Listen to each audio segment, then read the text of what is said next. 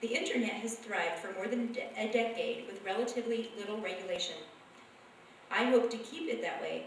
Businesses must understand, though, that regardless of the different marketplace setting, they are still subject to our commerce and trade laws. The bill, as amended by Representative Lamar Smith of Texas, clarifies that the Federal Trade Commission does have the authority over businesses over the internet, and that they are still subject to antitrust laws. I will continue to monitor internet business, and I understand that many of my constituents feel strongly about this. If internet providers are mishandling traffic or creating a marketplace that prevents or deliberately slows access to consumers, Congress still has the authority to intervene. But technology is moving at such a pace that the internet is capable of things we were unable to imagine years ago, and I want to see that growth continue unimpeded. Remember also that the beauty of a free market means that if you are unhappy with your internet service provider, you are free to switch. In fact, this is what drives competition. This is an issue of great importance to me. Excuse me. It's interesting, Victor, that you talk about insidious slowing down, because my website moves like molasses. I've wondered about that. I'm a challenger candidate, and in this country, the deck is stacked against challengers who are trying to run for Congress. 2 to 3% succeed. And one of the problems, there are many factors that are responsible for that low success rate among challengers. One of them is the gradual consolidation of media that we've seen in this country over the last 30 years. And I'm afraid that what's going on with this Telecommunications Act, the COPE Act that got passed, is another factor along those same lines. Yeah, let's say I'm a consumer with a broadband internet connection at home who makes fairly heavy use of the internet. And I post text and pictures to a weblog, and I buy and sell on eBay, and I download legally music and video. I play online games and engage in video chat with friends and family, and stuff like that. Why do I care whether the law mandates that the handling of internet traffic is neutral or not? Things seem to work okay now. Why do I think there needs to be a change? A lot of times we don't know what we've missed either. If something never comes to pass, you don't know that you didn't get to have access to that. YouTube was mentioned, and something like YouTube might never have caught on or become as popular as it became if this law had been in effect a couple of years previously. It would have been, the images would have been grainy and slow, and people would have been turning it off. And so there's the great immeasurable unknown. What won't we ever encounter if this gets through the Senate and goes into effect? Why they're so inclined to pass the COPE Act without net neutrality, that's our topic for tonight, since clearly not having net neutrality in the face of the COPE Act is going to increase costs for consumers, because Amazon is going to have to charge more to pay off all of the little local ISPs that want to charge it. Well, probably not little local ISPs, probably big local ISPs like AT&T and Comcast. Given that it's going to increase costs to consumers, it's going to clearly increase costs to the big companies that want to sell you stuff.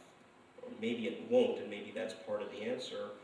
Why is it that the telecom industry in particular is able to push Congress in this particular direction, and there's not enough pushback from consumers and these other companies that actually want to get their information to consumers?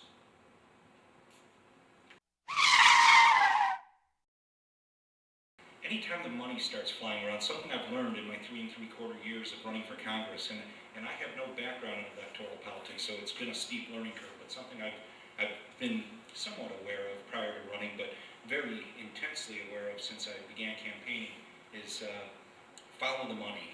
And when the money starts flying around, start sniffing around. The lobbying dollars that are flowing into Congress from the telecommunications firms are just overwhelming over the last 2 to 3 years. My opponent took 3 separate checks from AT&T around the time of that vote on June 8th.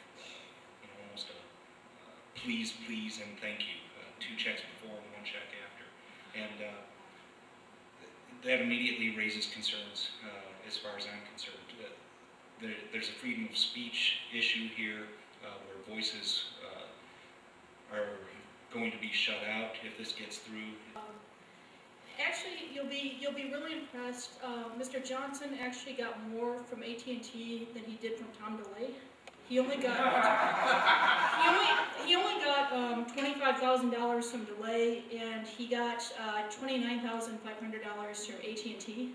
And on top of that, he took some more money from a Democrat-controlled PAC called Swamp Leader that also had significant telecom contributions. So there's really quite a bit of money. In fact, Exelon, which controls the Braidwood power plant, nuclear power plant, which had an unpleasant little spill, and AT&T, I think, were some of the biggest single contributors to Mr. Johnson. Thank you. The Koch bill passed 319 to 101, with 106 Democrats supporting it. The broad purpose of the bill is to encourage competition to counter cable price increases that have been far in excess of inflation and far lower, 23% lower, in markets where there is competition. I and most of my colleagues believe this is one of the most consumer-friendly bills passed this session. I understand most of your concerns regarding net neutrality. The Barton Rush bill ensures internet freedom is protected, both for consumers and businesses. Mr. Johnson always takes pains to talk about how many Democrats voted for the Koch bill. How many times have I heard him say, and Bobby Rush, that's his magic representative that went along with him on this bill. That $100 million is flowing both ways. Just because someone has a Democrat, a D after their name, doesn't preclude them from feeding at the trough as well. Yeah. Oh, Bobby Rush has a community center named after him. The primary funder is AT&T. Right. So it goes both ways. I'm happy to report, I didn't come here to campaign necessarily tonight, but I'm proud of the fact that 95% of my funding comes from ordinary individuals, and after I win, it'll always remain that way. I told my mom that I would call her after this and explain in mom terms whether we should be scared or not about what's going on. And so, Marcia, tell her to be afraid, be very afraid. One of the a lot of this is technically more advanced than anything I will ever understand. But when the ACLU and the Christian Coalition get together on a topic, it's a weird time.